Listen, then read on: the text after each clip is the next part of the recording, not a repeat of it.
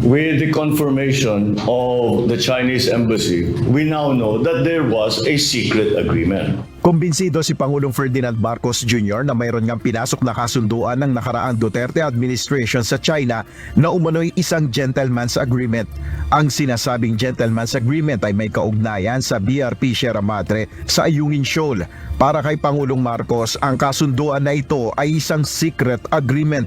Sa akin, in my mind, meron talaga silang secret na patago na usapan. Maliwanag na para sa akin, may usapan sila na tinago nila sa taong bayan. Kaya naman may ilang question na iniwas si PBBM ukol sa isyung ito. Now we need to know, what did you agree to? What did you compromise? Ano yung pinamigay ninyo? Bakit nagagalit sa atin ang mga kaibigan natin sa China dahil hindi kami sumusunod? Ano yung dapat namin gawin? Anong laman nung secret agreement na yan? At pangatlo, bakit secret? Pagka masagot natin yung tatlong yan, magiging mas maliwanag yung issue na yan. Nagtataka ang Pangulo kung bakit hindi ito naidokumento samantalang isang abogado si dating Pangulong Rodrigo Duterte. Giit ni PBBM, wala siyang alam sa sinasabing agreement na ito. Hindi namin alam, walang dokumento. Hindi ko nga maintindihan. Very experienced lawyer si President Duterte. Ang abogado, lahat gusto nila nakasulat lahat yan. Bakit walang nakasulat na kahit isang papel? Bakit walang video? Bakit walang announcement? Nothing. Bakit hindi nila sinabi, kung gusto nila isikreto, bakit hindi nila sinabi sa amin nung kami pumasok? Na sabihin, meron kaming usapan, dapat sundan natin. Kaya ang panawagan ni PBBM dapat liwanagin itong mabuti ng nakaraang administrasyon. Tanong natin sa kanila, kaya walang dokumento. O sige, ano ba talaga? Ikwento naman ninyo kung ano yung nangyari. What part did you play in all of this?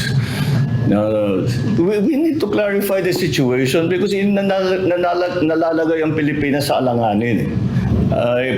Paano mo gagawin yung tama kung hindi mo alam na meron palang secret deal dun sa tabi, may side deal.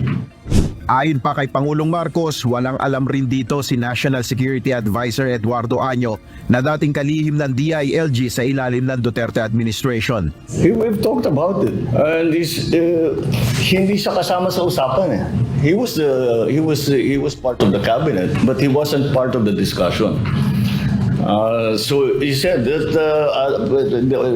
he had some vague knowledge that, of course, that we were talking to China, but we are always talking to China because we're trying to minimize the tensions in the West Philippine Sea. So, but who are the others that were involved? Sino ba ang kakausapin ng Embassy of China or China pagka magkakaroon ng secret agreement? Sino kinausap nila? Tanong natin sa kanila. Tanong natin sa official. If I made an agreement with anyone, you can ask the foreign secretary. Handa namang makipag-usap si PBBM kay FPRRD ukol sa pagbusisi sa mga dokumento ukol sa pinasok na kasunduan ng nakaraang administrasyon. Send those documents to me. And then we'll sit down and discuss it. I'll do my homework first.